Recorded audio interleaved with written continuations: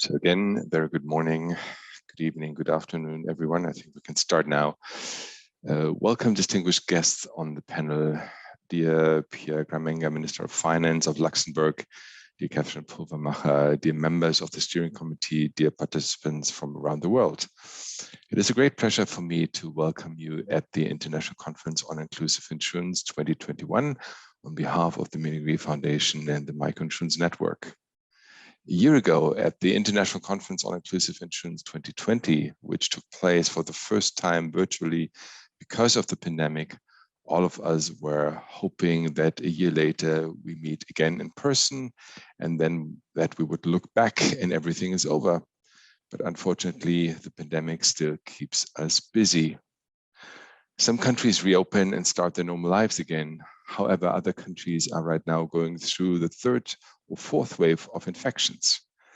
And the global economy and people around the world are now facing the impact of disordered supply chains and rising prices for food, energy, and other inputs, which is also caused by the pandemic.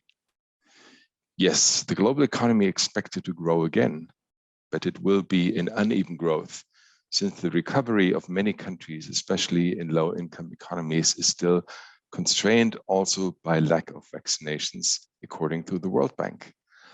And economists expect up to around 120 million new poor due to the pandemic.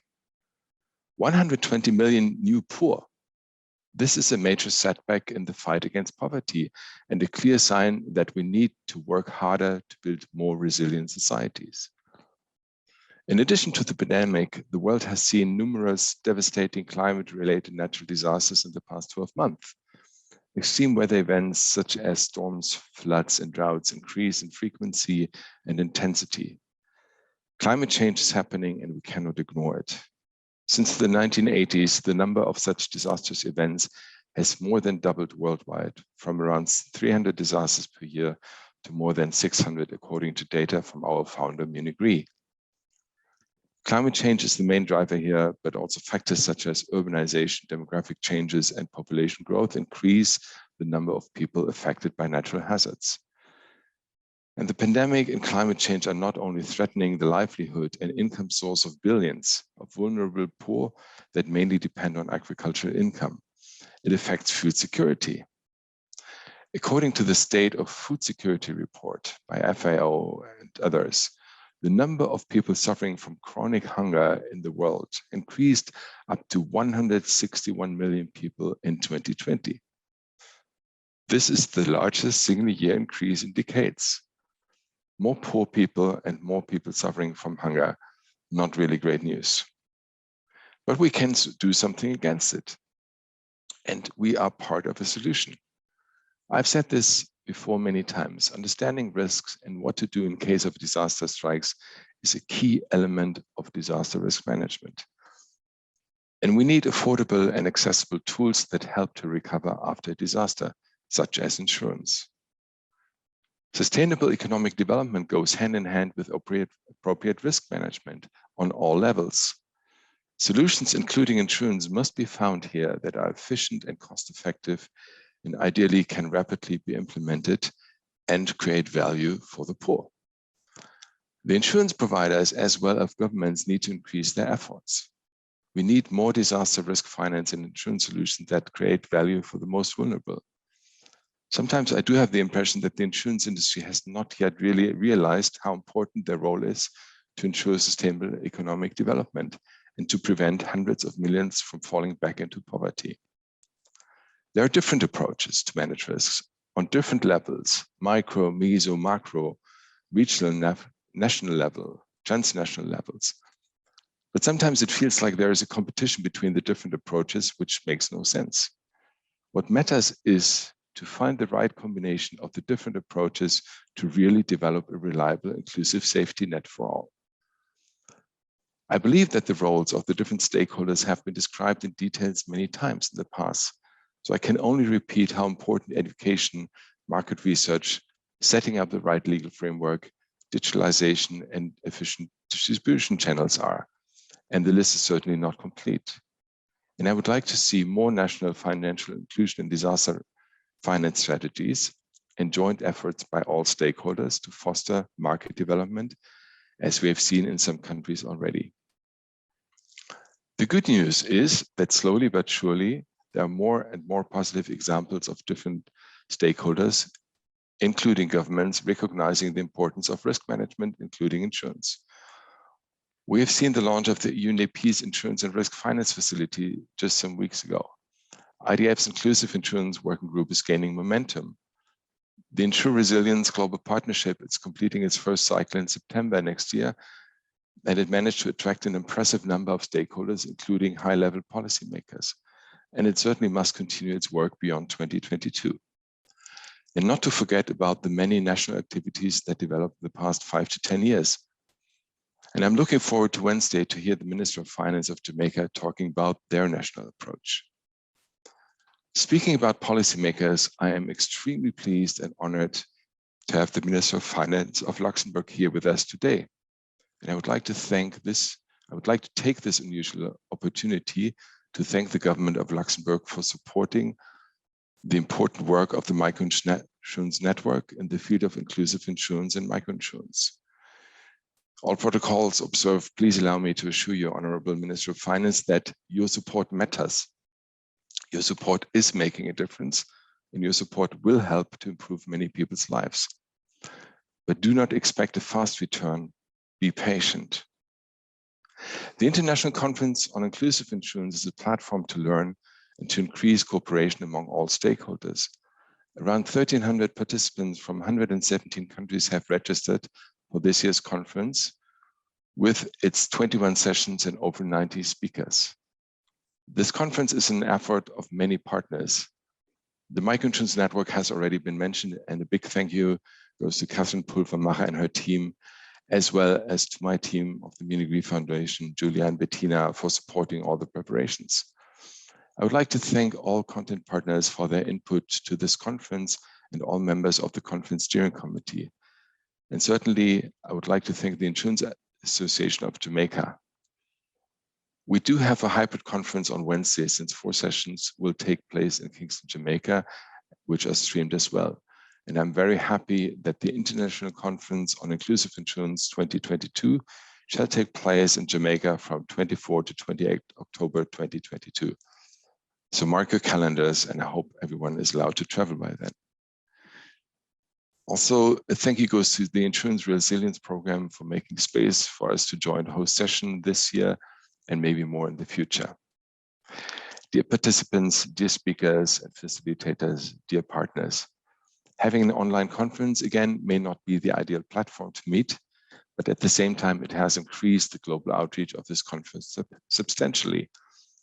I encourage all of us to use this opportunity and to work hard to find better solutions to manage the risks of those who are most vulnerable. Thank you very much, and I wish us all a successful conference.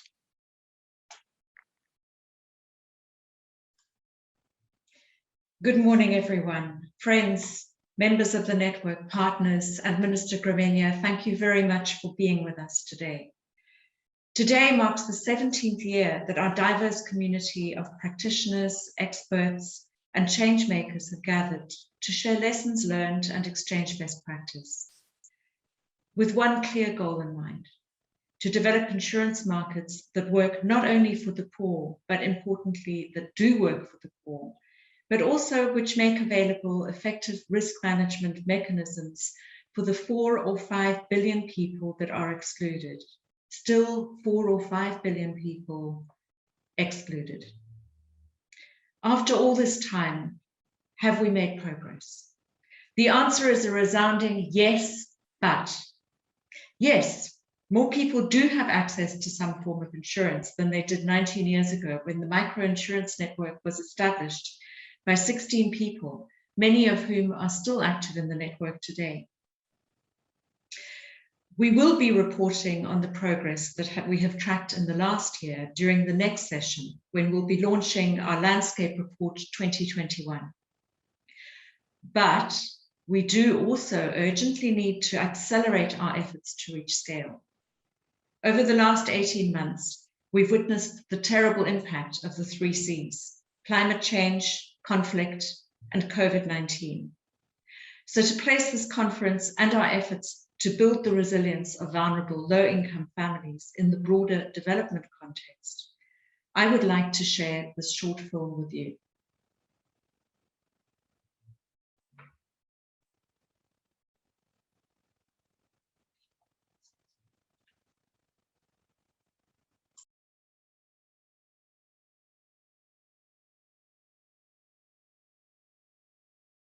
Please be patient, the film is coming.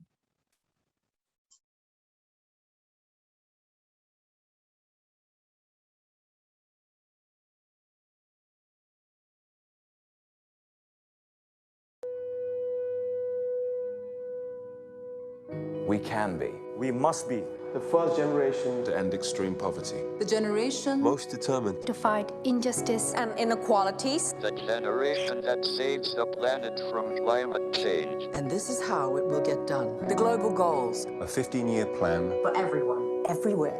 with no one left behind. We will live in a world where nobody anywhere Lives in extreme poverty. Where no one Goes hungry. where no one wakes in the morning Asking if there will be food today. we will live in a world where no child has to die. Diseases we know how to cure. and where proper health care Is a lifelong right for us all.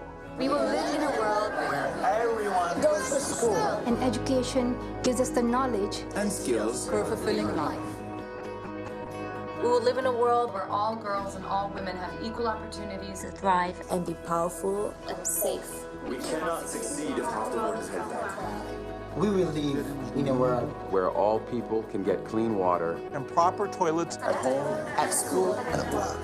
We will live in a world where there's sustainable energy for everyone. Heat Light. and power for the whole planet. Without destroying the planet. We will live in a world where economies prosper. And new wealth. Lead to decent jobs for everyone. and we will live in a world where our industry our infrastructure and our Best innovations. Are not just used to make money, but to make all our lives better. We will live in a world Where prejudices and extremes of inequality are defeated. Inside our countries. And between different countries. Where people live in cities and communities that are safe, progressive, and support everyone who lives there. where we replace What we consume. Planet where we put back. What we take out of the earth. We live in a world that is decisively rolling back the threat of climate change. where we restore and protect the life in our oceans and seas.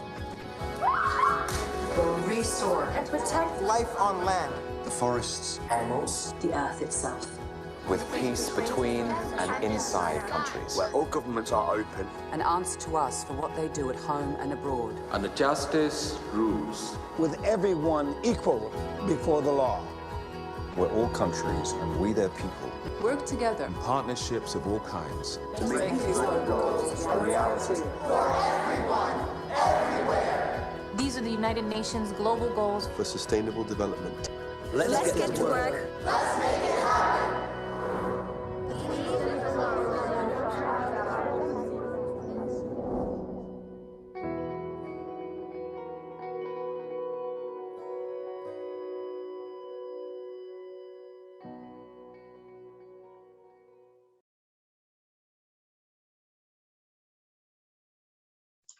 Without further ado, I would like to hand over to the Honourable Minister Pierre Gramegna, Minister of Finance in Luxembourg, where we like to say, and we have it on flags all around the city, let's make it happen. Over to you, Minister Gramegna. Thank you very much for having me, and I'm as delighted as you to be participating to this webinar. I'd like to congratulate the organizers and in particular, obviously, the Microinsurance Network and Munich Re, who are instrumental in making this possible. I've just watched the film with the 17 Sustainable Development Goals. As you can see, I'm wearing the pins of it, and this is not by chance. It's only because I wear it every day since a couple of years. I wear it every day because I realize in my everyday work as Minister of Finance of Luxembourg that if you want to be consistent, coherent, and effective in what you do, you need to take into account the 17 Sustainable Development Goals. And in fact, in one way, it makes it easy to have this constantly in mind. On the other hand, it makes it difficult, because you always wonder yourself, where do I start today, this morning, on Monday morning? Do I start with combating poverty? Do I start with biodiversity? Do I start with balanced public finances? Do I start with development aid? And I could mention the 17 goals. So today I would like, in my brief remarks, to first of all highlight two key problems that have highlighted how important it is to work for microinsurance, microfinance, as a result of these two events. And the two events will not be a surprise to you, as I'm going to talk about the pandemic and about climate change. Now, in fact, there's a very strong link between those two subjects, which probably is obvious to quite a few of our participants, but which is worthwhile underlining, and this is the following. The pandemic has proved the climate skeptics wrong. There were quite a lot of people out there in many parts of the world that were still doubting that the human activity, the economy, was responsible to a large extent to the warming of the planet.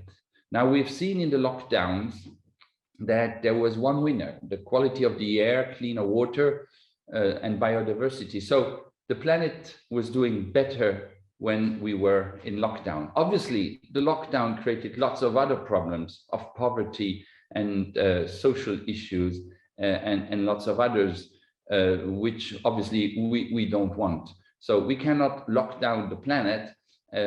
So what we need to do is take into account the whole issue of climate change as a key element of all the actions that we take. And we in Luxembourg have been very sensitive to this since a long time, and try to act in that direction. As a finance minister, what I'm really focusing on, where I can help most, is obviously sustainable finance, because sustainable finance is the way out of it. And you have seen that the European response to the issue of the pandemic is the double transition, the transition for green and climate on the one hand, and the transition into a digital economy and digital society. But there's a third pillar there, which is sustainable finance. Without sustainable finance, we will not be able to crowd in the private sector. Public sector can mobilize billions of euros. In fact, we have mobilized 80 billion for climate change for the poorer countries and emerging countries, out of 100 billion that were promised. So we have a last mile to do, which I hope we'll be able to announce and to do at COP26 in Glasgow in a couple of days.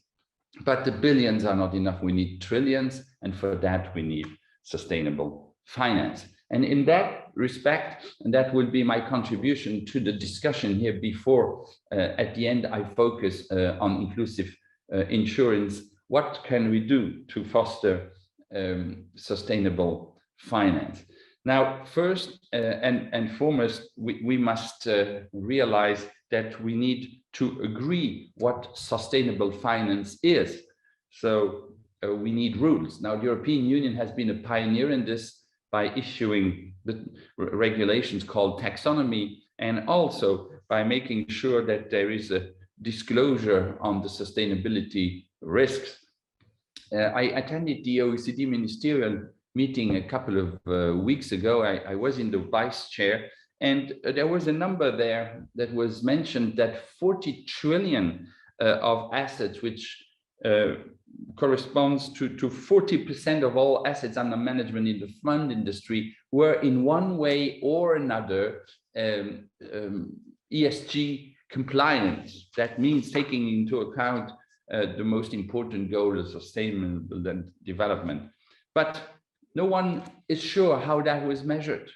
So if we cannot measure it, we cannot be sure that we are really reaching the goals. In other words, we have a tricky triangle that we have to focus on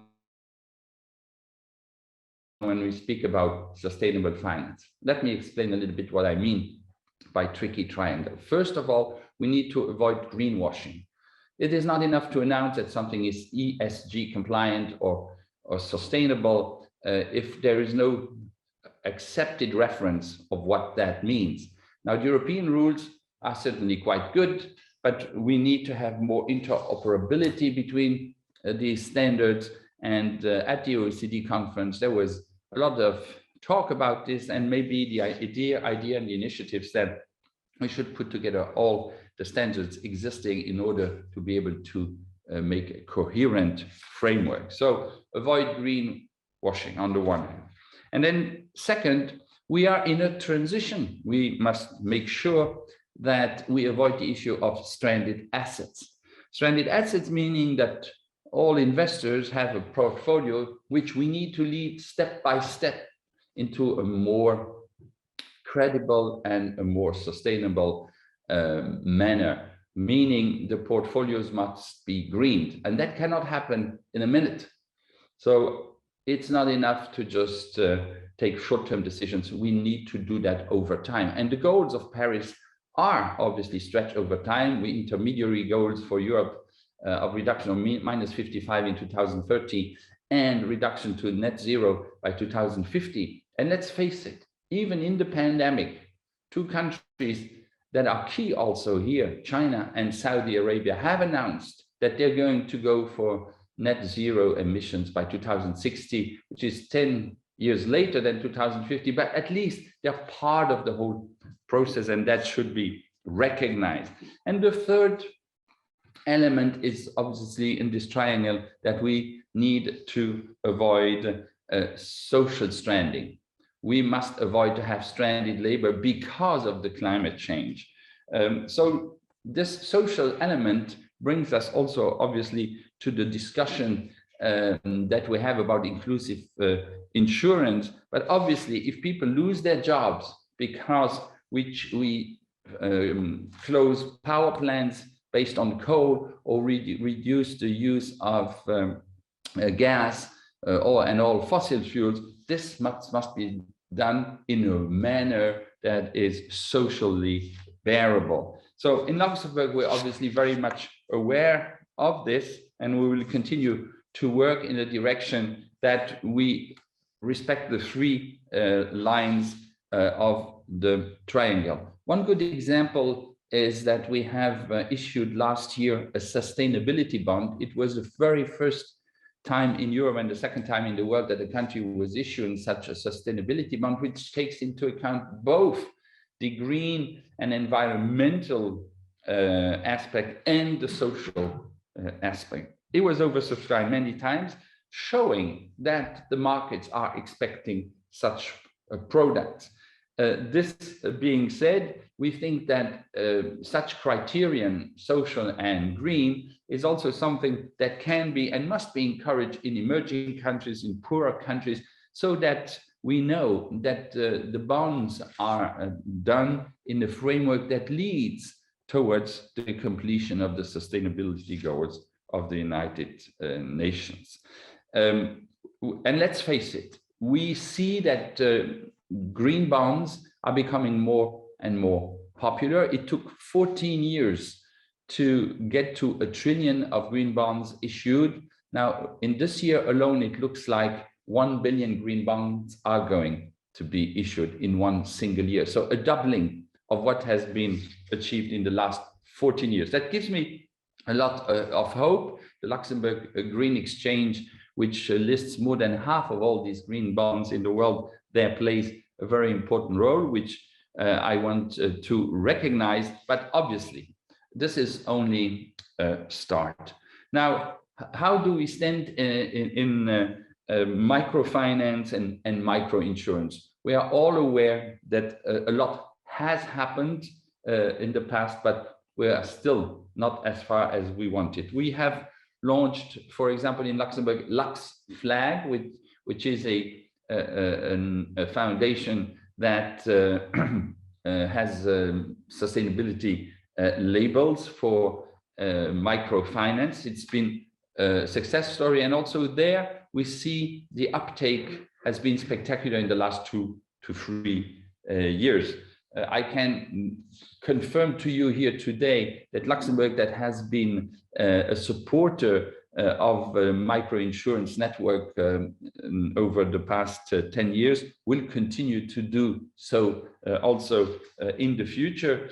We have recognized the importance of this long time ago, since the very inception. Let me also underline that the Grand Duchess of Luxembourg has supported microfinance very early on, and Her Royal Highness is very committed to this, and so is government.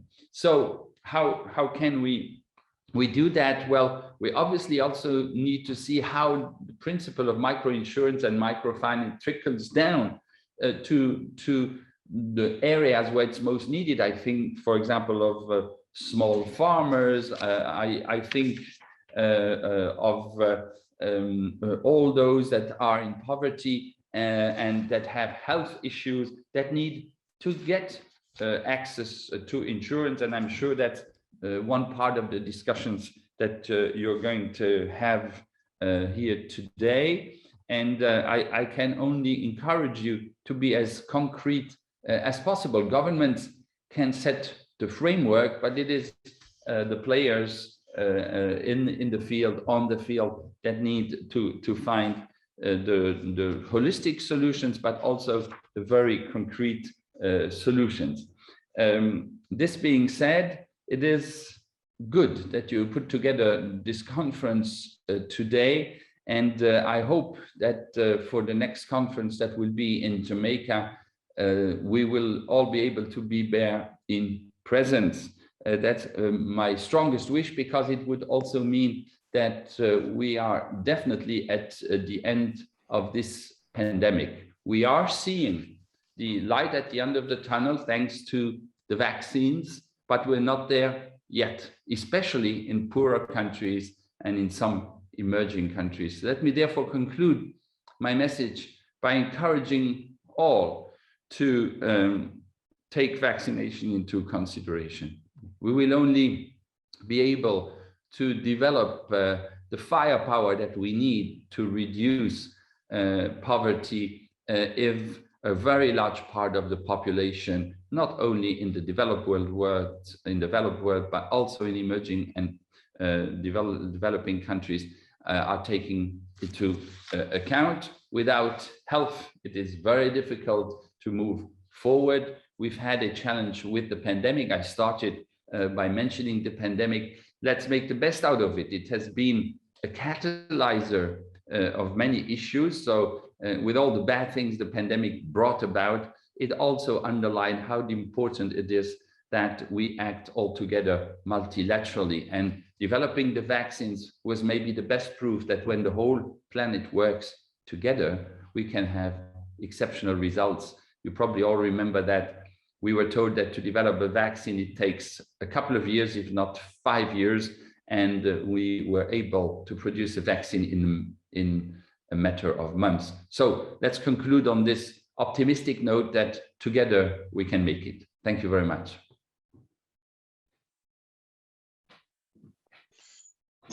Thank you very much, Minister of Finance, Pierre Gramegna. And thank you very much, Catherine, also for this warm welcome. I'm very excited to welcome you all now to the second session 1, actually, after the opening, the Landscape of Inclusive Insurance 2021, Voices from the Field. You don't have to log on again. It's the same Zoom link, so you can stay with us. And while the panel is settled, maybe I just can remind you of the virtual lobby that we introduced this year. So you all got your registration codes. Just log on to the virtual lobby. You can meet all the 1,300 speakers and send them messages. Also, after this session, we will have a coffee break, and it's not just a break. We have a Zoom session for the coffee break, so that people can meet and interact, and also like in a real conference, have some talks and discussions between the sessions. So thank you very much to the panels for joining, and I hand over the microphone to Catherine, the facilitator of the next session. Right, well, welcome everyone to our very exciting launch of the Landscape of Microinsurance 2021. Hundreds of people are involved in creating this report and the extensive research and interviews that accompany it. And Mark will be speaking to some of those. I would like to build on my point that I made earlier in the opening session, which is that if you don't measure it, it doesn't exist. We need to have an honest metric that looks at how many people in different countries are really protected by insurance, whether that is of the private sector insurance or social insurance, for different kinds of risks that they face. Our minds this week are very much on climate change because of COP26 starting next week, and should be on climate change as one of the biggest emergencies that the human race has faced. I say the human race because the planet will survive. The planet will survive us. I think the question that is at stake is our survival as a species. And linked to that, of course, are concerns about health and the ability to have food and look after one's family, to earn a livelihood and have a decent life. All of these things are incredibly important. For those of us that have the privilege of living in Western Europe, we enjoy extensive social protection. I never take that for granted. I grew up in Africa, as many of you know. I've lived and traveled extensively in the developing world. And I've also seen in the wealthy countries how many people and households are left behind. Often this affects women, particularly when they are raising children on their own, but not only in that situation. Many families, an increasing number of families, are also refugees. We estimate today that there are more than 82 million people living as refugees, and as much as 40% of those people are children, double the proportion from 10 years ago. So we have very real problems to face, and building resilience is an important part of that. But we need to measure that resilience, or at least the efforts that are being made to support people through different measures, including inclusive insurance services and products. And that is the purpose of the landscape. We know that we are covering 31 countries, and we would like to cover more countries. We would like to do this more comprehensively, and that is coming. But for today, I'm really, really proud to be able to hand over to Mark Robertson, who is our project manager and has overseen the landscape program this year, supported by me and the rest of the team and many other people that he will speak about. And Mark is from an insurance background. Many of you will know him from Hollard, where he worked for years, Hollard based in South Africa. And he's been an active protagonist for inclusion for many, many years. Before I hand over to Mark, however, studies of this kind are expensive, even running them as cost efficiently as we can, with the generous core funding that we get from the government of Luxembourg, the Ministry of Cooperation and Development, and the Ministry of Finance. We still rely heavily on support from other members and partners. And I would like to take this opportunity to thank each and every one of you now. So I have thanked the government of Luxembourg very deeply for their ongoing stable support for this cause over many, many years, and as the Minister of Finance just indicated, in the years to come. I would also like to thank Jan Kellett and his team and UNDP's Inclusive Insurance and Risk Finance Facility for the funding and support that they have provided for this study. I would like to thank AXA Emerging Customers, Garance Watte-Richard, Laura Rosado, who is also a member of the board of the Microinsurance Network, and the rest of that team who are very deeply involved and active in driving this agenda. I would like to thank Barron's Ray, our member Eric, who again has been a staunch supporter of the work that we do, and particularly of the landscape studies. The ILO's Impact Insurance Facility, with whom we partner on many programs, but particularly this year on the landscape as well, and the Insurance Development Forum. Ken Mangan is here with us today, not just as the chair of Milligan, but also in his capacity as member of the IDF Steering Committee, where he is the champion for inclusive insurance, and specifically supporting a working group on inclusive insurance that is co-chaired by myself, Astrid Zwig from Insure Resilience Global Partnership, and Gahan Swate Richard from AXA Emerging Customers. I would also like to thank the Insurance Federation of Egypt, not just for their support in helping us to encourage Egyptian insurers to submit responses, but also because they will provide in the months to come, as they did last year, an Arabic version of the landscape to support market development in North Africa and the Middle East. So without further ado, I would like to hand over to Mark Robertson, after which we will be having a structured panel discussion interspersed with some videos and other exciting activities to keep you engaged. Please do stay with us. We have a lot to say. We're going to get through it efficiently, and I hope that you find it all incredibly interesting. Before I hand over to Mark, and I really am going to hand over to Mark, I would just like to say you're going to see a lot of numbers. You're going to see a lot of tables, a lot of charts.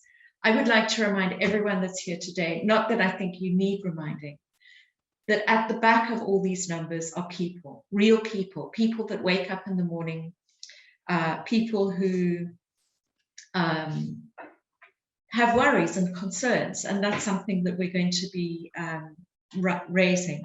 So we will be watching first a video to thank everybody the many people that have contributed, and we framed this session as voices from the field, and indeed we're going to hear some voices from the field. After that, Mark will be presenting the results, and then we have a question that we'd like to put to all of you to just keep us real. Before we have our panel discussion and audience Q&A through the Q&A box that you have at the bottom of your screens.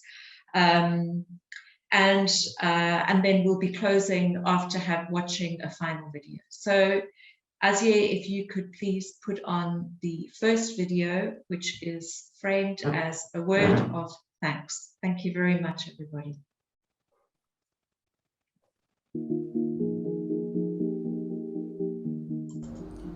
I would like to greatly thank all members of the Ghana Insurers Association for their invaluable support in my primary data collection journey.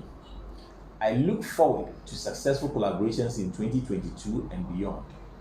Quiero agradecer a la Asociación Salvadoreña de Empresas de Seguros por todo el apoyo brindado desde el inicio del estudio. Ellos fueron los que realizaron la primera invitación a todo el sector asegurador salvadoreño. Gracias a esta invitación fue que todas las aseguradoras nos abrieron las puertas para participar en el estudio. Las que contaban con productos de seguros llenaron las encuestas y las que no manifestaron que el próximo año, si contaban con productos de este tipo, nos iban a apoyar. Malgré quand même la réticence d'un certain nombre de compagnies, nous tenons à remercier les différentes compagnies qui ont bien voulu participer à cette initiative, à cette étude. J'aimerais remercier ici la Fédération marocaine des compagnies d'assurance qui m'a ouvert les portes des compagnies d'assurance du Maroc en me fournissant les contacts des personnes qui, dans chacune de ces compagnies, travaillent sur les sujets de finances inclusives.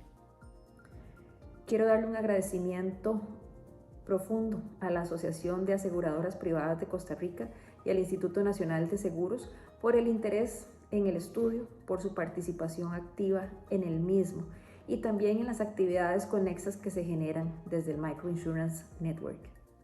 I would like to thank the Insurance Federation of Egypt for their very strong support along the data collection process since the beginning of the study, and for their encouragement to the insurance companies to actually provide us with data.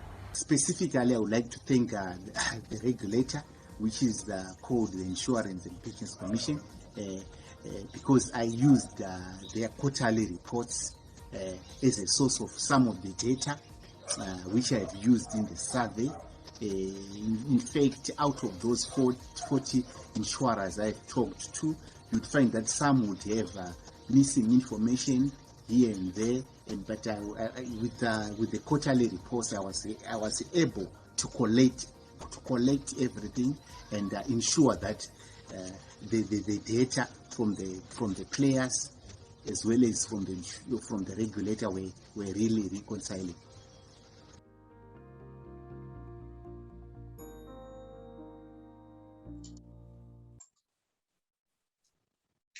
Right, over to you, Mark.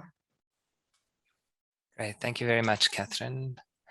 Give me a second to share my screen. Welcome everyone, and thanks again for joining us. We're very excited for the conference, of course, and for this session. In particular, very excited to officially launch the Microinsurance Network's Landscape of Microinsurance 2021. After close to 10 months of efforts, countless hours of planning, primary data collection, data analysis, report writing, and design and packaging.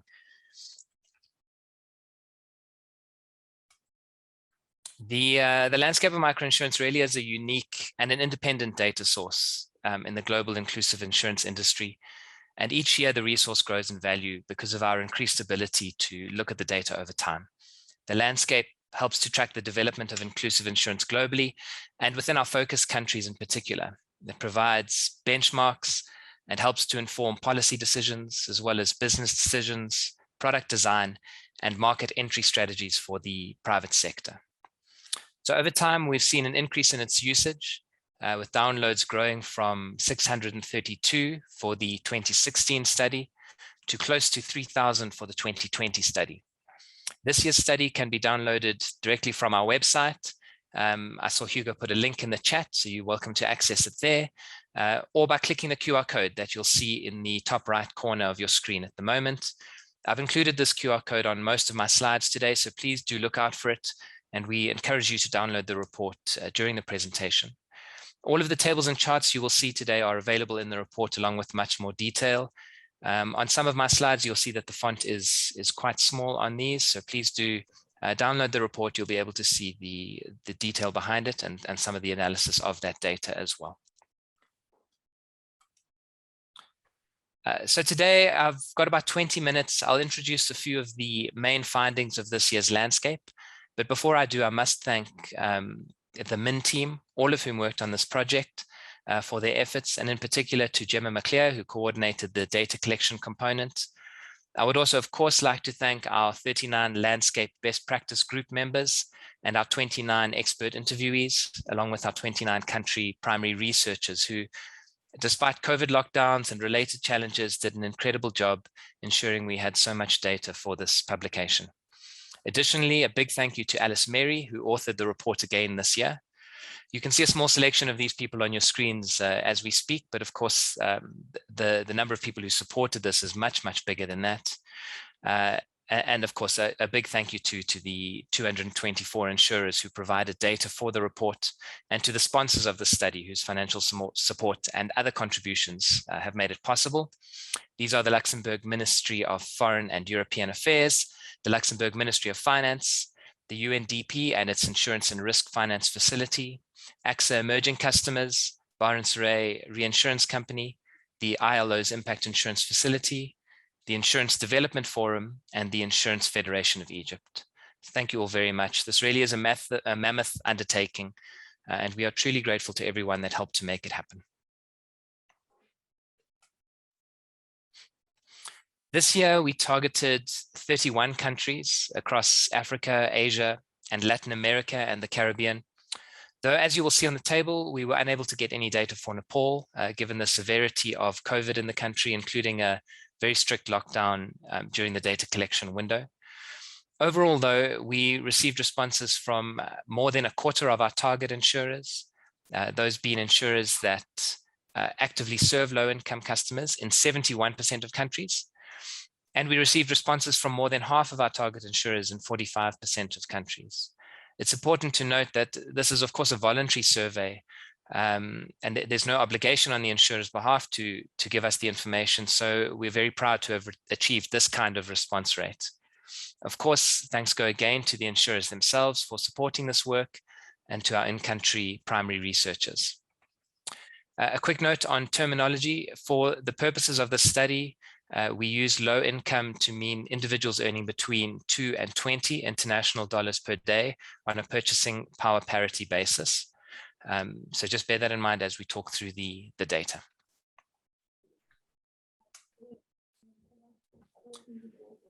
This year, not only did we increase the number of countries and insurers who submitted data, we also received data on more products than we ever have before. As you can see on your screen, though there were of course some data gaps, the number and proportion of products for which usable data was provided for each indicator gives a real sense of the rigor of the methodology and the robustness of the report's findings. So you'll see the number of products column will show you how many products we have giving information on particular pieces of data that we then use to aggregate into the study's findings. And really, we really did get a lot of great data, very well completed surveys this year, and thanks again for that.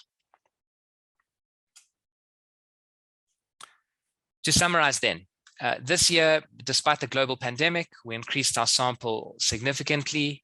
We received data on 704 products from 30 countries across Africa, Asia, and Latin America and the Caribbean. These products collected $1.129 billion US in microinsurance premiums, which represents about 6% of the estimated potential market. They also covered between 179 and 377 million people with around 90 million policies, which represents between 6 and 14% of the target population. That so many people have access to inclusive insurance products is of course to be celebrated, but the high numbers of and underserved people is also a stark reminder that there is much work for us still to do as an industry. An additional note before we go any further, for simplicity, I will refer to averages at various points today. Unless otherwise stated, please take those to refer to medians.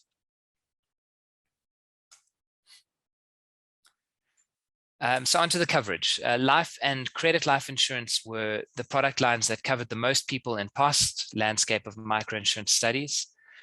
Note that this data point refers to the existence of any kind of cover. It doesn't provide any information on the quality of the cover. This year, the number of lives covered through these lines of business, through life and credit life, remained fairly stable.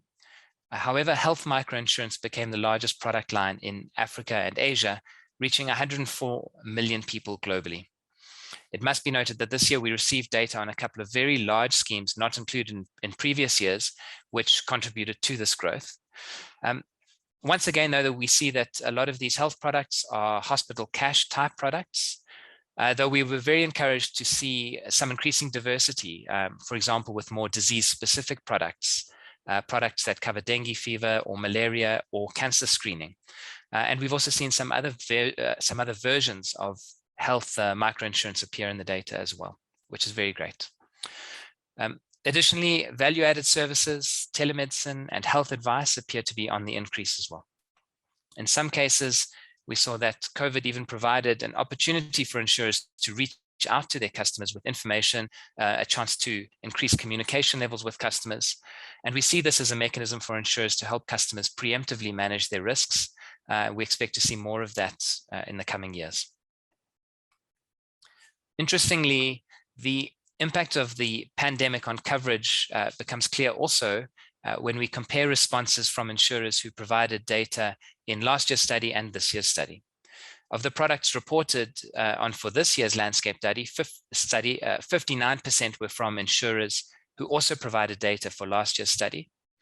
When we look only at these insurers, so considering only the responses of the insurers who provided information in both years, there has been a marked drop in their business. The number of people covered by them decreased by 33%, premiums for these insurers decreased by 34%, and the number of policies dropped by 9%. Indeed, the pandemic heightened awareness of risk, and in some cases, interestingly, increased customers' interest in acquiring insurance, particularly health.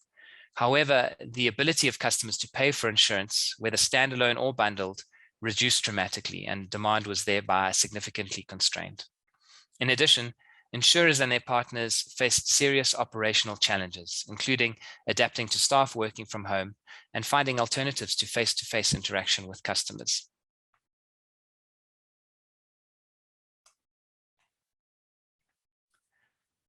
Moving on to products now, and I think for me, the most striking thing about this view of products by premium collected, is how different the order is from the previous slide.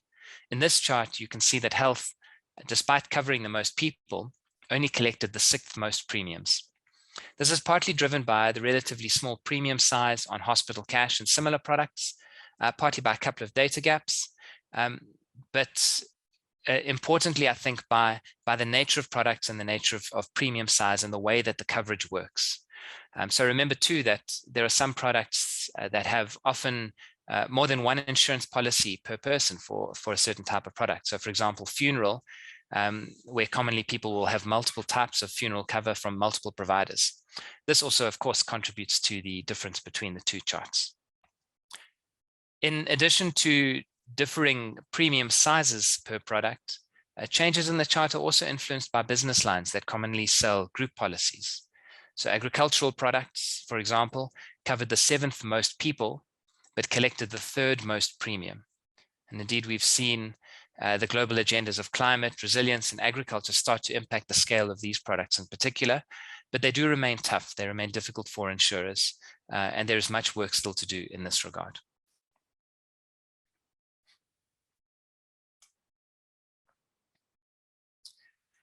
Now, the distribution is very interesting, and I think in this year, particularly given the pandemic, there's some very interesting things that we found. So despite the challenges of social distancing, agents, brokers, and financial and microfinance institutions continue to be the most frequently used distribution channel for microinsurance. In many cases, we saw that insurers have had to adapt these channels during the past 18 months, and that's had a major impact on many products. For example, call center agents were often forced to work from home, and others had to find alternative ways to maintain contact with customers. And so we saw, for example, some agency forces that used to operate in the field, kind of doing door-to-door or in-field promotions, having to become call center agents or similar to adapt to the COVID-related lockdowns and other conditions.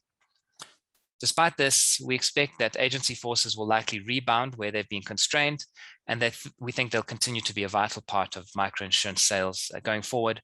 Although I think some of the changes implemented during the pandemic will probably be maintained. Some of the automation and digitization that has been forced, I think, will serve to aid insurance companies in the long term.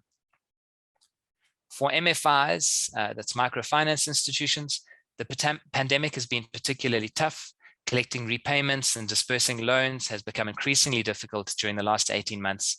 Many have had to endure a lack of liquidity and a reduction in customer numbers. This has had a clear impact on products like credit life, which often use MFIs for distribution, and it has highlighted the importance of MFI distribution to the microinsurance sector as a whole. In addition, in countries where women are predominantly the clients of MFIs, the impact is often gendered, resulting in reduced access to insurance products for women specifically. Finally, we continue to see digitization playing a role in distribution across most channel types, and many models now include digital elements, either for sales themselves, for customer communication, or for claims payments. And notably on that last one, especially where there are mobile money and wallet options available in country. We expect to see more of this in the coming years. It's important to note, though, once again, that digitalization is not gender blind. Financial inclusion, access to mobile money and bank accounts, and even access to mobile phones favor men in many countries. And insurers looking to leverage technology for distribution or efficiencies should keep that impact in mind.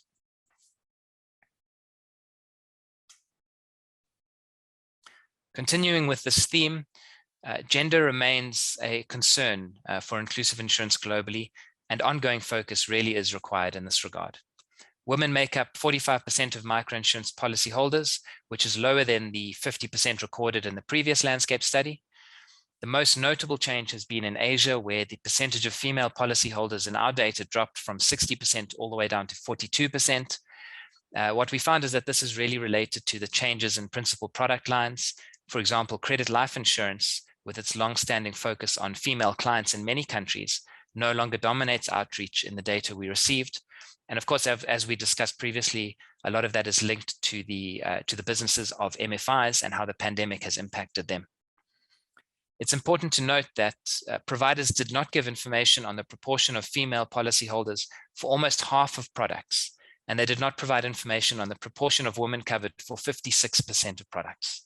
This suggests that either gender data is not available or it is difficult for insurers to access. Both of those would of course be obstacles to achieving gender-related development goals, and definitely worth flagging that.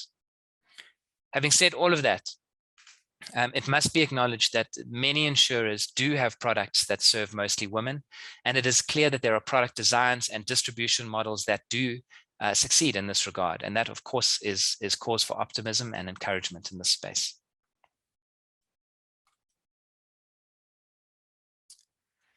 Now on to claims, and the claims ratios really were easily the most discussed data point from the previous landscape study, and we expect this year will be no different, with the caveats up front that it is extremely difficult to determine in isolation whether a claims ratio is too low or too high, and a claims ratio is really only one metric among many and should not be the sole way that a product is evaluated. Claims metrics are certainly nonetheless useful inputs into determining the value of products for customers, as well as the customer experience overall. Once again, this year we have seen that claims ratios appear to be lower than expected. Indeed, the global average claims ratio dropped from 23% in 2019 to 15% in 2020. The report contains a lot of information on this, as well as a significant additional analysis, and I encourage you to read that claims section in the report in detail. But I would like to pull out a few interesting things to discuss briefly today. Firstly, to understand shifts in claims ratios better, we also calculated the change between last year and this year on a like-for-like basis, again looking at only those companies that reported in both years. And within this subset of companies, there was an overall drop of 3 percentage points. We also looked at newer products and saw that they appear to have lower claims ratios, with the global average shifting from 15 up to 21% when the products that are launched after 2020, so 2020 and 2021 launched products are excluded from the data set. In addition, we found that products that reach considerable scale generally have higher claims ratios. So looking only at products with over 1 million clients, the average claims ratio on those is much higher, 31%, which of course points to the importance of claims ratios in offering the value necessary to achieve scale. Having said that, even within this subset of products, the ratios varied enormously, and really we did see massive ranges on claims ratios, as well as all the claims measures across products and across geographies. Claims rejection rates have an average of 3% globally. The highest average rejection rates are in Latin America and the Caribbean at 9%, which is similar to the pattern we observed in the previous study. High claims of rejection rates can, of course, be an indication of cumbersome claims processes and requirements, or of poor customer understanding of claims eligibility and processes.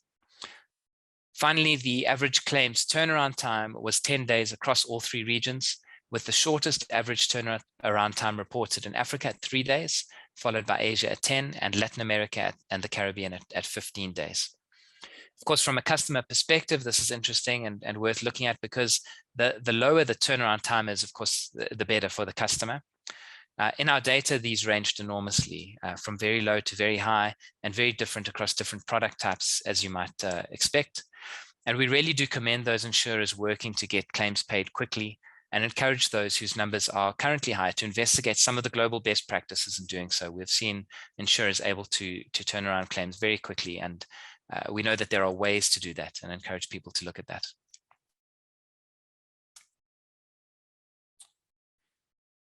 And that's it, a very brief look at some of the data.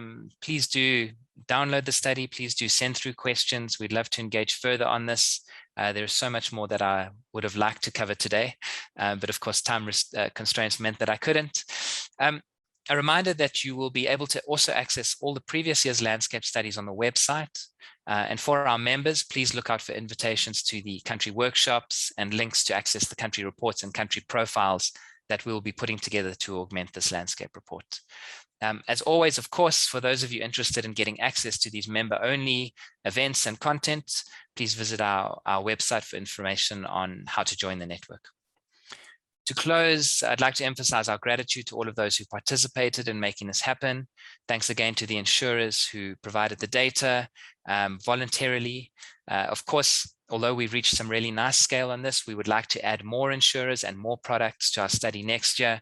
This really does require sector-wide participation, and we'd like to encourage those who are unable to participate this year, often due to very good, typically COVID-related reasons, to please consider participation in 2022. Really, the more data we have, the more we can do with it. So if you would like to find out more, please reach out to us at info@microinsurancenetwork.org. And otherwise, if you do happen to get an email from one of our in-country data collectors in the new year, please respond positively if it is at all possible to do so. So now we've heard about some of the risks covered in our results from the landscape study.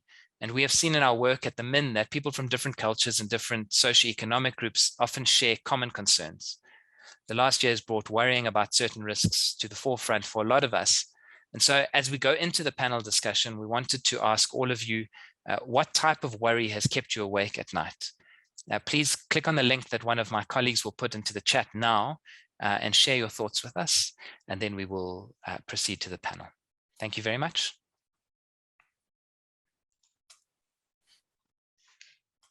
Great, thanks so much, Mark. So to kick off, we've got a great panel today with Mark, of course, Ken Mungan, who I introduced briefly earlier, Laura Rosado, and Jan Kellett, who I also introduced briefly earlier. And we will have an opportunity to address the audience Q&A later about any questions relevant to the subject. But I'd like to give each of you a shot at asking any questions you may have about the results. So both Mark and I are here to field those questions. Perhaps we can start with ladies first. Laura, do you have anything that you'd like to either draw attention to in the report or ask very briefly to Mark before we pass on to the more general discussion? Thanks a lot, Catherine. No, I think it's more an invitation to the audience to download the report, to take a look at it, and to use that to make decisions over their inclusive insurance plans for 2022 and beyond. Great, thanks, Laura. And over to you, Ken. Well, I found the report just absolutely fascinating. I want to congratulate everyone who was involved in this. What a massive effort by so many people. And Mark, it was really striking to see the increase in health-related products. Was that solely related to COVID, or do you think it covered themes beyond COVID as well? Yeah, I think, thanks for the question, Ken. I think it was a bit of a mix. So definitely we saw an increase relating to COVID on the health products. And I think both in the scale, but also in some of the variety of the products. And one of the things we asked this year, which we haven't asked previously for obvious reasons, is whether insurers changed anything because of COVID. And we found people were adjusting communication strategies, people were adjusting distribution channels, people were adjusting the nature of their products. And so on the health side, we saw, I think, an increase in variety, some more tailoring to customer needs in some cases. So certainly a big influence there, but also we're very grateful to have had additional detail that we didn't have last year. So some major health schemes provided data this year for the first time, and that obviously boosted the numbers as well. So a little bit of a combination of those. Excellent. Yes, and of course, as Mark said, it builds on a trend that we've seen emerging in the last couple of landscape studies of health being increasingly popular with consumers. Jan, is there anything that you'd like to ask before we plunge into the main panel discussion? Well, maybe first of all, comments. First of all, to say to Mark, you and the team that it is a fascinating read. I would echo what Ken said, you know, it's doing the rounds even amongst our team as we look to see what we want to do with the future. A couple of thoughts. One is, I guess the report, one of the things which is always in my mind was the interconnections between climate risk and COVID, and the impacts of that to the industry and everything that needs to, if you like, relate to that. That was one point. And maybe this is more of a question / statement, which was the data, Mark, on policies and women, and how those twin challenges, on the one hand, okay, policies which respond to particular to the needs of women, or particularly related to their role in the economy, in the household, etc. But also the other challenge of, well, data and data collection and actually having the right data so you can make those analyses in the first place. So that's just sort of a kind of functional thought for the future as well. That's what's just one thing that particularly piqued my attention amongst a lot. Yeah, thanks very much for that, Jan. And I think it's interesting. I think a lot of insurers actually have the data on the gender split of their products, but it's often hard to get. So I think in some cases the data might not be there, but I think for some insurers, depending on how the systems are set up, they're not able to easily extract it, which I think is an interesting finding, because we think, given that we had about 50% of those data points just missing or not able to be provided on products, certainly something for insurers to look at. And is there a way to make that more accessible, to make that information more available? And particularly where there are gender development goals at play, you can't do that if you don't know whether your customers are male or female. Thanks, Mark. I would like to flag that we also do have a session later today. It's the last session in this time zone of the day that focuses on women in insurance, and also picking up that on tomorrow morning, we'll be kicking off with a session on agricultural insurance, where we'll also be sharing through Matt Schakowsky from ISF Advisors the findings of research that we've been carrying out, focusing specifically on building smallholder farmer resilience. And then, of course, on Friday, we are combining our program with the Insure Resilience Global Forum with a leaders dialogue on inclusive insurance, specifically, again, looking at smallholder farmer resilience. So let's carry on. So Laura, I have a question for you, especially since you are an insurer, you're a practitioner, a global insurer with a lot of programs throughout the world. Now, we've seen that in the markets covered, less than half of licensed insurers are active in the inclusive insurance space, even though emerging customers make up about 80% of the population in those countries. What do you think is holding insurers back from being more active in inclusive insurance?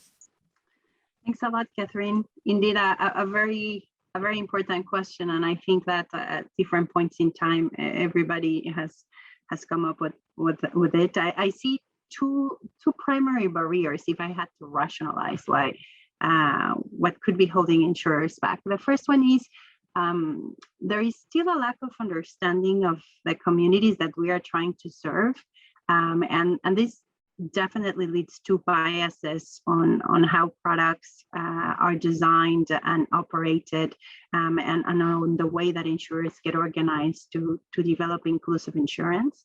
And the second one is more a financial concern over whether an insurance company can sustainably provide inclusive insurance under much lower average premium scenarios. And the reality is that inclusive insurance is definitely a volume game, but when you take into account that 4 out of 7 people around the world are yet to be covered, the volumes are there, and probably the invitation is on identifying the distribution partners that can be brought on board to make this happen.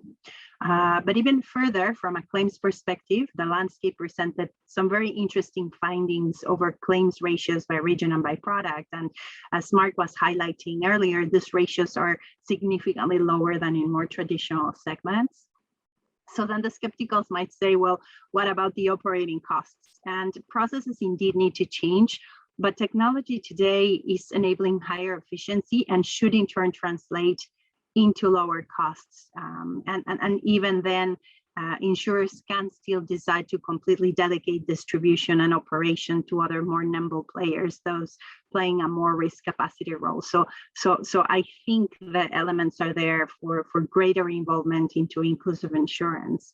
And I will close the answer with also a reflection that I had on, there's already so much information on documented inclusive insurance schemes best practice groups, training, seminars. There's even a master's on inclusive insurance. And sometimes I wonder whether the real reason that's holding insurers back isn't really just mindset. Great, Laura. Well, together we're going to change that. So let's start by asking Ken a question for his view on why insurers and distribution partners do need to address this market segment. Thank you very much, Catherine. So as they're changing their mindset, as Laura said, they need to move inclusive insurance right up to the very top of their priority list. So first and foremost, there's just such an enormous market. Insurance companies approach the market with a mindset of, decades and decades that they are going to be in business. And so this kind of population of customers and potential customers are really their next big customer groups. They've sort of saturated the market for the high net worth individuals in the developed world. That's not where their growth is. Their growth potential is actually here. And also, by focusing on inclusive insurance, they have an opportunity to address that market in new, more modern ways, looking at the way that they design products and distribute products, communicate with customers, and so on. So, I think that sort of looking for a new market, looking for new ways to enter the market with technology, there's tremendous opportunities for them. So Laura mentioned that technology is lowering costs. That's so true. But I think it's also allows insurance companies to increase trust, because that people need to be protected. That's why they're getting insurance in the first place, but they're not going to go through the difficulty of such a transaction if they don't fully trust that the protection is going to be there when they need it. And that takes a human touch. And the old approach of a single person on the distribution side dealing with a single customer is just too expensive for these types of products. And by using technology, you can enable one person to reach far more people than was ever possible in the past. And that can allow inclusive insurance to just grow in ways that weren't possible before. So on that distribution side, distributors really need to prioritize this market space for a number of different reasons. First, it's a relatively easy way for them to expand their product offerings. Often the insurance piece is only one piece of their overall business. And by adding in inclusive insurance, they can enhance the attractiveness of the other businesses that they're involved in. And by linking products together, it really helps with cross-selling. So if they're looking at their overall efforts to meet the needs of their customers, to protect their customers, this helps them to provide a much more compelling service to their customers. And again, just as we see with the insurance companies making more sophisticated use of technology, the distributors are making more sophisticated use of technology too. It's simplifying the transaction, not just on the front end side where people are buying the insurance and learning about it, but on the claim side. A lot of the work that Mark went through on the landscape report addresses that process of filing a claim. Technology can drive that time period down and make it much easier for this work to be done. So overall, really looking at the business side, there's such a strong business case for inclusive insurance for the insurance companies and the distributors. And that's why I'm encouraging them all to really jump into this market. So, thank you. Great, thanks so much, Ken. Just a reminder to everyone, we are running a bit of a thought experiment this morning. In the chat, you'll see a link to Slido, and we'd like you to tell us what you personally have been worried about this year. What has kept you awake at night? We'd like to do this for a couple of reasons, but the most important reason is to help you connect. Many of you are in emerging markets. Today I saw the list of countries as people were joining us this morning. I think it would be really, really interesting to see what comes out of this thought experiment. And my guess is that what keeps us worried and awake at night, or what we think about when we're waking up in the morning, actually, there is probably quite a lot of common ground. It's the solutions that we use to manage those concerns that differ. So please do answer the poll in the chat. Thanks so much. Right, a question for you, Jan. Now, we have seen, encouragingly, considerable momentum gathering over the last couple of years, and that's been heightened, of course, by the acceleration of climate change and the impact of the pandemic more recently. UNDP's insurance and risk financing facility has been awarded considerable financial support from donors to drive resilience. So what is behind this move, and how are you prioritizing efforts to create sovereign schemes versus supporting reaching scale at the more grassroots level through meso and micro insurance? Over to you, Jan. Thank you, Catherine. I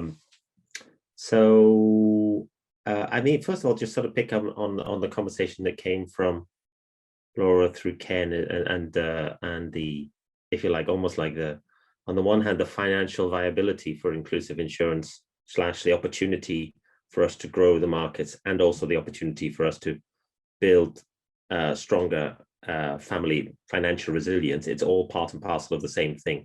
So a couple that one key data point which we've been using, for example, that we have 4 billion potential customers of inclusive insurance, as yet not with inclusive insurance as part of their life and part of the way in which they manage their finances and manage its risks around them, which are in and around their life and their community. I think that's a really, really key point.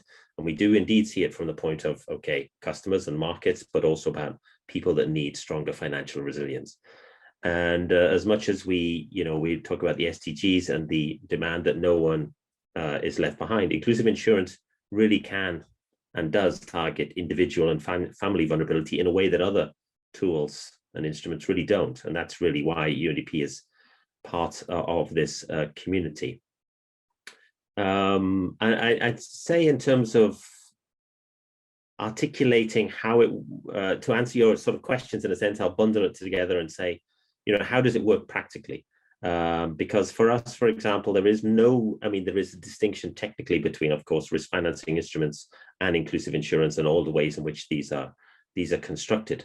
But what brings it together actually are 4 main principles for us at the UNDP. First of all, there's a strong focus in UNDP's work on governance and on market transformation. That's essentially really what we do at the country level, both in terms of working with governments on institutions, legislation, regulation, but also working on the with the industry side of things as well. That's a core element of our work across all of the instruments that we're supporting. Secondly is, we're not an insurer ourselves. We have no desire to become an insurer. So therefore, it's all about partnerships. Now, some of that's about partnerships at the global level. So, for example, our increasing partnership with the microinsurance network on the landscape report, and our support to the Insurance Development Forum and the working group on inclusive insurance. We've just concluded a partnership with the ILO on industry capacity building. That's all really key. That's building on what's already there and working with the actors. But when it comes to the country level, we will also develop and distribute insurance products, but it's with industry. They're our partners, and that's across all of the different instruments that we work. So for example, we have this thing called the tripartite agreement, which has a big focus on large insurance and reinsurance companies, Swiss Re, Willis Towers Watson, SCOR, AXA, etc. And that's on risk financing instruments. But at the same time, we're going to use the same, if you like, modality of working with industry with inclusive insurance as well.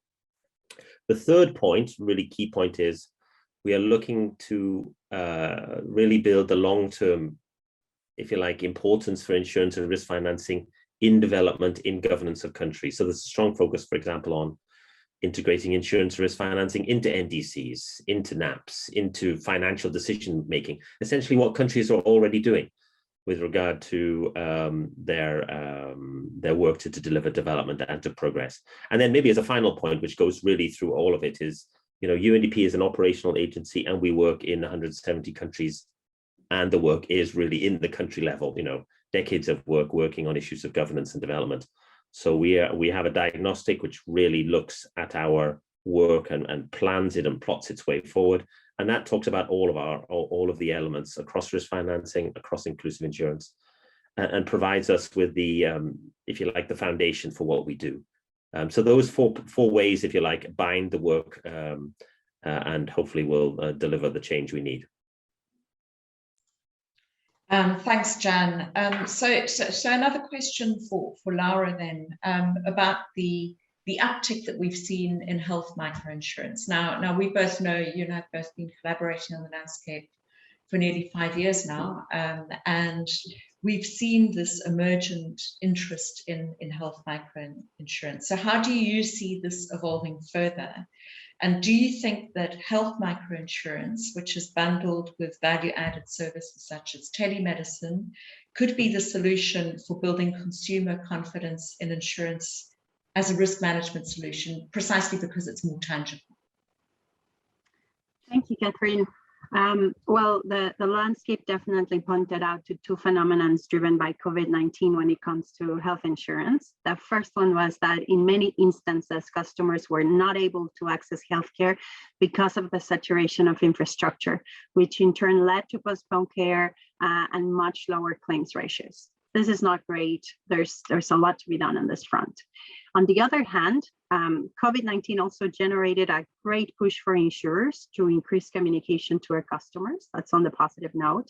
And on the side of customers, it generated a lot of awareness around the need for better healthcare services, about the role of insurance. And it's important that we remember that today, the majority of healthcare expenditure in emerging countries comes out of the pocket of clients.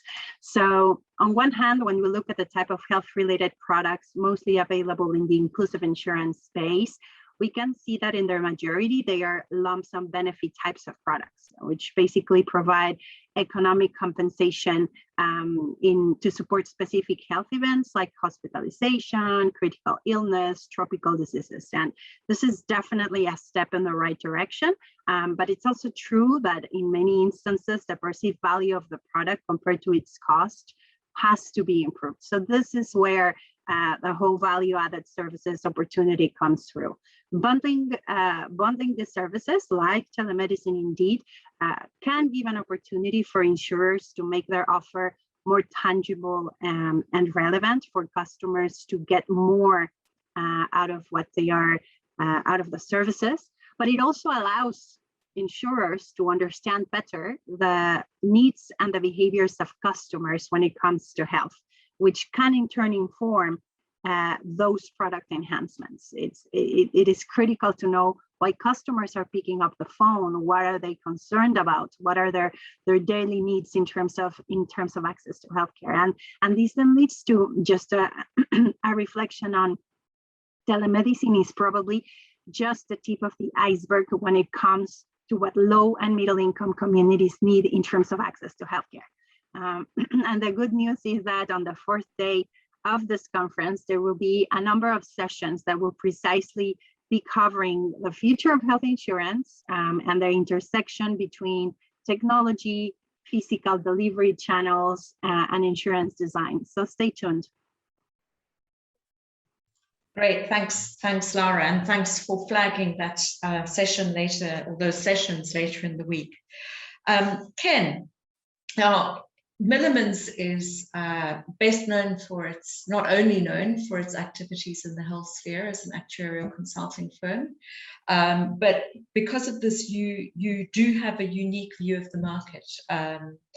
And not just from the health perspective, but also as a member of the IDF steering committee, an overview of the market, especially through the discussions with many of your peers, and the leadership, if I can say, of the global insurance sector. So from this unique perspective, could you share with us what you see as the top risks or challenges to reaching scale, and then let's come back to what causes you to be optimistic that we will indeed reach scale, certainly in a significant way by 2030, but most definitely by the time we reach net zero on the carbon front. Excellent. I'll be glad to go through that, and I'll start with the end first, which is I'm incredibly optimistic. But in the near term, there are risks and challenges that we have to get over. And I see them really in 4 different areas. So the area of market, supply, distribution, and then what I'll call the enabling environment to make all of this possible. So very quickly on the market side, the insurers need to understand the needs of this market. This is a unique market that's very different from the developed world, kind of higher net worth, if you will, market, and they need to respond to that and respond to it in a way that accommodates the local conditions. And so in particular, as they're designing products, they need to make sure that they're simple, they can be understood by the target customers, they're accessible to them, they present clear value, as Laura talked about. There's a need to see improvement there, and so they need to have education for the customers, because for many of them, this is the very first time that they're using insurance. So that's a unique time in the development of the market. And if they don't invest money in educating potential customers, then it'll just delay the sort of the development of this market. On the supply side, I see a lot of needs around product innovation, seeing what people's needs actually are, how they need those needs to be addressed, and then to get greater efficiencies into the market primarily through the use of technology, all the way through the process of getting the product into people's hands and then paying claims. Technology can lower costs. They can increase the ability of the people on the distribution, manufacturing, claim side to interact with customers and to increase that level of trust that I talked about. On the distribution side, distributors, I think one of the challenges is that distributors need to see that this is not just about earning a commission for the sale of insurance, that this ultimately increases value in so many different ways for them, for their overall business, that there are benefits in terms of just building a stronger relationship with the people they're serving, retaining those clients, better cross-selling opportunities, helping the clients be just generally more financially stable, which means that there's a more productive economic relationship there for all parties. Last, on the enabling environment, so a big part of that is the regulatory side and the policy environment, making sure that supports the healthy development of the insurance sector. We're seeing just great progress in this with the work that's being done by the International Association of Insurance Supervisors, by the Access to Insurance Initiative, and it's coming into the world in different ways. You know, better policies that take into account the advances in technology, countries implementing regulatory sandboxes that allows them to be innovative on the regulatory side, having a risk proportionate approach. So you wouldn't have all the needs for regulation on say a large scale corporate transaction apply to a micro insurance transaction. Just doesn't make sense. So having proportionality between the coverage and the regulation of that coverage. Also, we do see that there's a need for the different types of regulators to work together. So if you have insurance sold through mobile money over a mobile network, you actually need to draw in regulators from banking, insurance, and telecommunications. So there's a coordination challenge that's there. And then also part of the enabling environment is not just regulators, but I'm an actuary, so the whole actuarial profession needs to step up its game to better meet the needs of inclusive insurance, and to then have the technology industry come into this market and say, wow, this is a way for them to express what they do and and focus on the development of technology here. But as I said at the very beginning, I'm optimistic. I think the opportunity's tremendous. I'm seeing so many great signs that the opportunity is actually really developing well. The Milliman side, we've done work on a lot of case studies to help insurers and others understand that the business case is truly there. A lot of the insurance companies that we work with are really getting serious about inclusive insurance and innovation in this market. They're coming in now, and then we've seen so many different entities just have such a big effect. The Insurance Development Forum, the Inclusive Insurance Working Group that Catherine, that you're part of, that your colleague Karan Swates Richard at AXA and Astrid Zwick at Insure Resilience are leading. And then I'd just like to thank the UN Development Program. The Insurance and Risk Financing Facility just gives me tremendous reason to be optimistic that there is going to be even stronger growth in the future. Jan Kellett's doing a tremendous job here, and I'd also like to thank the leader of the UNDP, Joachim Steiner, for his leadership in inclusive insurance as well. And just wrap up, the last reason I'm optimistic is the landscape study. I mean, just seeing something of this quality and depth be available for people, it's going to help this market develop even better. Thanks so much, Ken. So we're nearing the end of our Q&A with the panelists, our panel discussion. Jan, I have a last question for you and then a last question for Laura. So you mentioned earlier, you referred to our increasingly close partnership between the Microinsurance Network and UNDP's IRFF. We know that primarily this is to support the landscape program. Why do you see this as critical and important? Thank you, Catherine. Just before I answer that, I just want to respond to what Ken was saying there in terms of the enabling environment and how critical that is. That, I mean, that is really the build, that's the foundation for us to seize the opportunities that are there when it comes to inclusive insurance at the country level. And of course, to meet the financial resilience needs of families and individuals, it's absolutely the bedrock. So that's where UNDP will build upon what's happened there and the expertise of many actors and really look to, if you like, to deepen the work, particularly because we are there for the long term with the countries. It really is key, and by relationship, partnership with industry, with actors like Milliman, and working together over the long term as well to bring in that expertise. So that's sort of, if you like, it's a really useful point for us, an important one. I guess when it comes to the landscape study, it's certainly all related. So the one thought I was thinking of, if you can't measure something, then how can you imagine moving forward if you don't understand where you are? And that's how we see the landscape study in a sense, is being able to give us a very solid snapshot of current conditions and also look towards future trends, so that we can all make the right kinds of decisions individually and also collectively. And for us, of course, that means collectively at the country level. And so that's just sort of a little bit of introductory point, picking up on what colleagues were saying. But regarding the landscape report itself and UNDP, I think three main points. I mean, first of all, we just value it itself. Information on how inclusive insurance is supporting the achievement of the SDGs is absolutely critical, because as I said, without that, we just don't know where we're going to go. I think what it says about industry is absolutely fascinating and useful.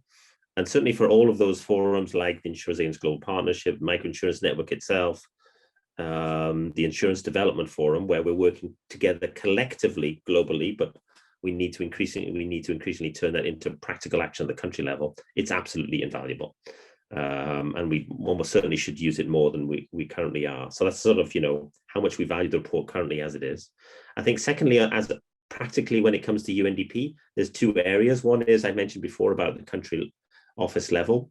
So, one of the things we want to do over time is actually to integrate the landscape report into what we do at the country level, into our own diagnostics work, so helping us map out what we will do globally, but also increasingly at the country level.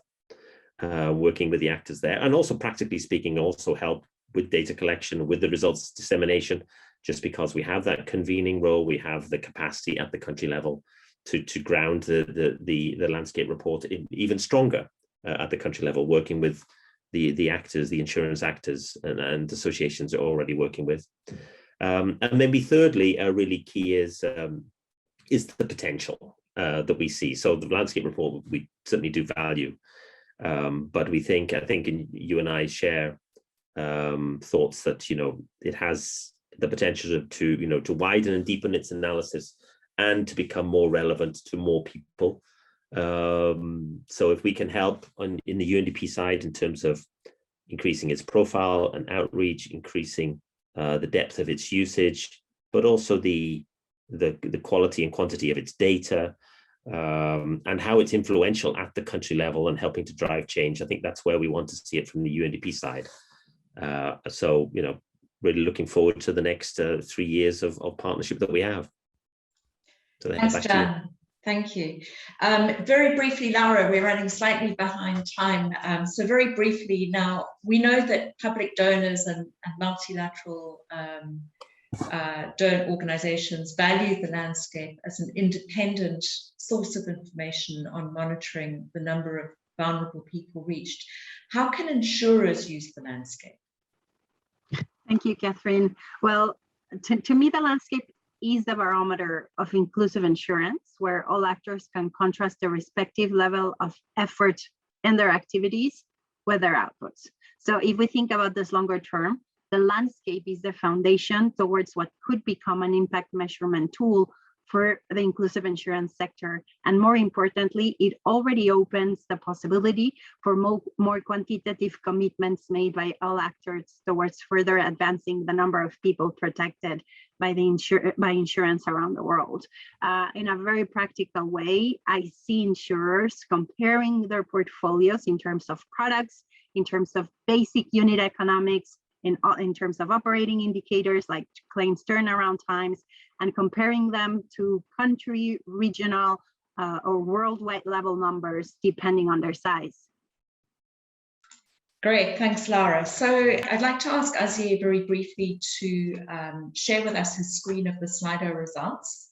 And I'd like to note that at the time that he took the screen grab, about 10% of you had responded. And I'd like to put that in the context of the number of insurers who actually responded, although the task was far more onerous, to the landscape study.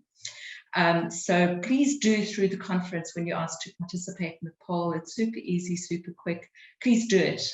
Why do we include these polls? It's to try and engage you and encourage people to interact, even though we're separated by space and time zones. So as you can see here, we really aren't so very different. And the main thing that has been on everybody's mind over the last year and a half, not surprisingly, has been their family's health. And that really aligns with the demand that we've seen from consumers as well. The other thing that I'd like to flag, of course, is this issue around income sustainability and job security. Very, very little income protection for the many, many people. Close to 90% of people in the countries that we cover in the landscape are actually working in informal markets. So as a community, we really need to think hard about how we reach them and what their needs really are. And here you can see it: health, sustainability of income or job security, and then, of course, climate change, which is impacting a lot of people in very, very different ways, whether they're farmers or whether they're in cities that have the risk of flooding, the risk of wildfire, and also extensive heat. So let's keep this in our awareness as we proceed through the week. And we've also asked, before I ask the panelists to share their closing remarks in terms of a wish list for this time next year, we also asked our in-country contributors, a selection of them who very, very kindly provided some videos, so not all 27, but a segment of them, we asked them what their wish was for emerging consumers in their countries, in their respective countries. And we're going to share that short video now.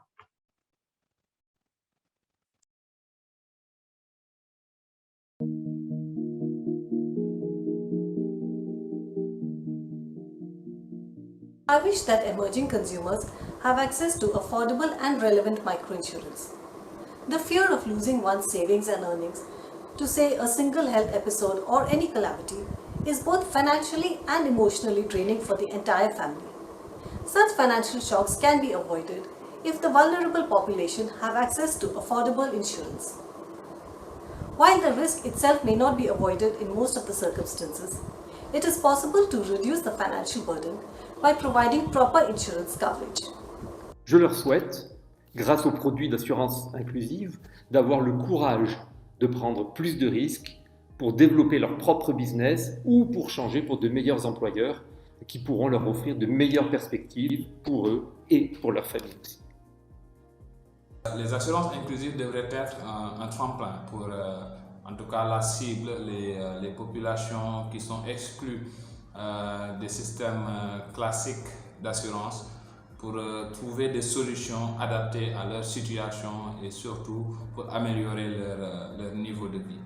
Esperamos que con los primeros resultados del estudio también más empresas se motiven a desarrollar productos de este tipo y que el próximo año puedan participar en el siguiente estudio. Emerging consumers, we are talking of potential customers. I think this talks back to why this survey matter. They are a source of information. A source of information for new customers in the sense that they will define the products, they will help one to understand the products within an environment, and by so understanding the products, the consumers, the potential consumers are helped to buy products which really suits their needs. Deseo que tengan alternativas que les brinden resiliencia y equilibrio financiero ante las dificultades que se nos pueden presentar y a las que estamos expuestos de forma permanente. I really wish that emerging consumers do not have to worry about their medical expenses and no businesses have to start from scratch or to go out of business or give up their passion because of things that actually insurance could cover for them. Inclusive insurance serves as a protection for the informal sector. It is time the low-income earners and excluded communities took their destiny into their hands by patronizing in various forms of inclusive insurance policies. Extended family system is crumbling, and inclusive insurance remains your best bet.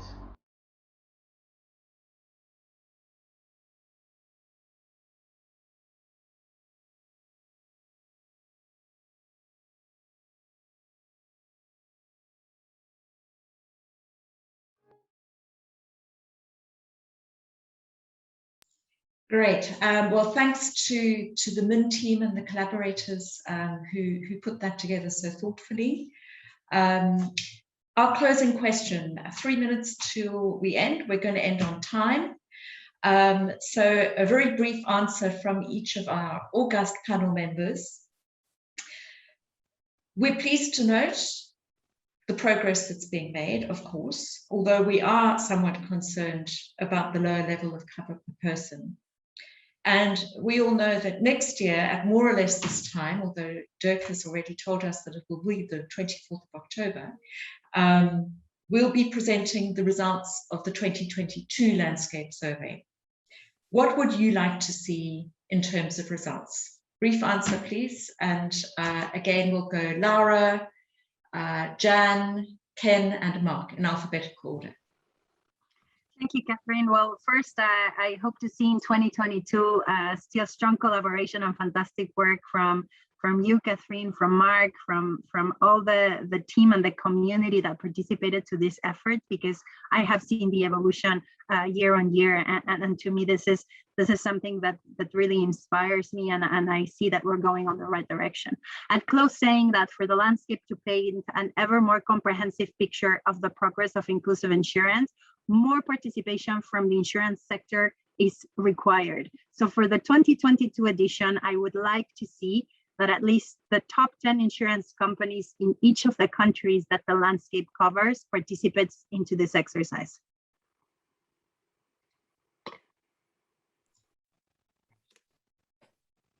Jan. Maybe slightly to one side. So, I mean, I guess partly in the report, but also just partly in general.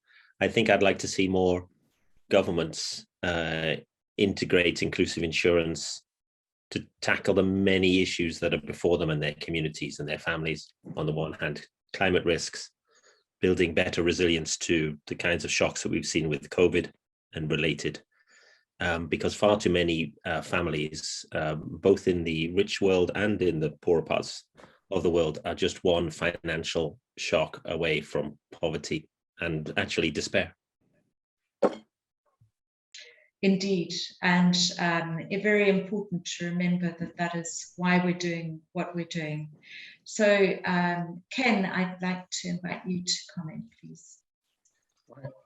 I'm just hoping that we see a continuation of the very positive trends that we're seeing, and so in several different areas. I'm an actuary, so I always focus on the numbers, just the number of insurance companies that are participating in these markets, that then participate in the study, and then see some positive trends on, reducing the time to file a claim, reducing the cost of distribution. But I think the one thing that is harder to quantify is all of this positive development is happening because there are so many people, like all the people in this conference today, who are just committed, determined to make a difference in this area. And that's what I'm seeing, is that people with a purpose are showing up for inclusive insurance, and I want to see that continue. Thanks. Great, thanks, Ken. And Mark, over to you for your comments. Well, thanks, Catherine. Yeah, very briefly, I think we've seen such a nice increase in variety this year, and I hope that continues. The more different types of risks that we see covered, the more ways people are covering risks and differences within product categories, and the more variety in distribution channels, of course, makes it more likely to reach people, more likely to respond to kind of their full risk mitigation needs. And I'd like to see that trend continuing next year. Great, thanks so much. I'd like to thank each of our panelists, and most particularly, I'd like to thank Ken, who is in Chicago, and this session began at 2 a.m. his local time. So I think that is a demonstration of incredible commitment to the cause and to this session. Thank you very, very much indeed.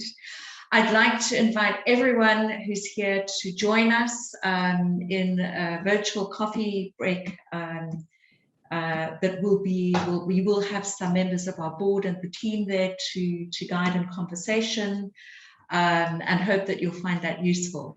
We're kind of testing this as a way to interact less formally than in these sessions. So thank you very much to everyone here, everyone who submitted the questions on their mind, questions about the report.